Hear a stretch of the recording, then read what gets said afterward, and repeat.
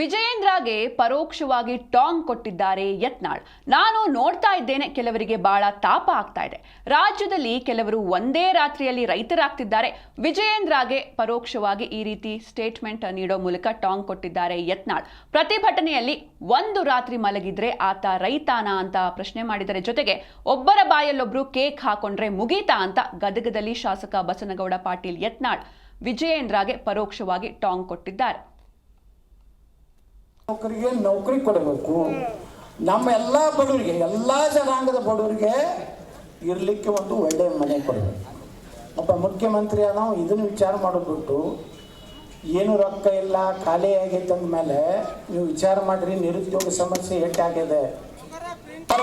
ಈ ಮುಖ್ಯಮಂತ್ರಿಗಳೇನು ಆಗ್ತಾರಲ್ಲ, ಬರೀ ಲೂಟಿ ಮಾಡೋದು ಬಿಟ್ಟು ಏನೂ ಮಾಡಿಲ್ಲ ಇವರು.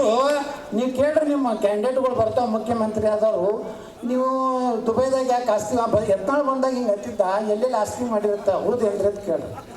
ನಾ ಇವತ್ತು ಅವ್ರಿಗೆ ಸವಾಲು ಹಾಕ್ತೀನಿ, ವಿದೇಶನಾಗ ಯಾರ್ಯಾರು ನಮ್ಮ ರಾಜ್ಯದ ಹಿಂದಿನ ಮುಖ್ಯಮಂತ್ರಿಗಳು, ಈಗಿರೋರು ಮಂತ್ರಿಗಳು ಯಾರ್ಯಾರು ಎಷ್ಟು ಆಸ್ತಿ ಮಾಡಿರಲ್ಲ, ನಾವು ಮಾಡಿಲ್ಲ ಅಂತ ಹೇಳಿ ಮಾರಿಸಸ್ನಾಗ ಯಾಕೆ ಆಸ್ತಿ ಮಾಡಿರಿ, ಅಲ್ಲಿ ಯಾಕೆ ಹೋಟೆಲ್ ಕಟ್ಟಿರಿ, ನನ್ನ ಬಳಿ ಎಲ್ಲ ದಾಖಲೆ ಅದಾವು. ಕಿಮ್ಮಕ್ಕಂದ್ರೆ ಎಲ್ಲ ತೆಗೆದು ಹೊರಗಿಡ್ತೀನಿ. ಈಗೆಲ್ಲರೇ ಒಂದು ರಾತ್ರಿ ಬಂದು ಎಲ್ಲೋ ಮಕ್ಕೊಂಡು ರೈತ ನಾಯಕ ಅಂತ ಹೇಳಿ ಅವ್ನ ಬಾಯಿಗೆ ಇವ ಕೇಕ್ ಹಾಕೋದು, ಇವನು ಬಾಯಿಗೆ ಅವ ಕೇಕ್ ಹಾಕೋದು.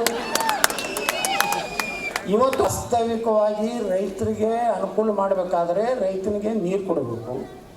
ಅವ ಬೆಳೆದಂಥ ಬೆಳೆಗಳಿಗೆ ನ್ಯಾಯ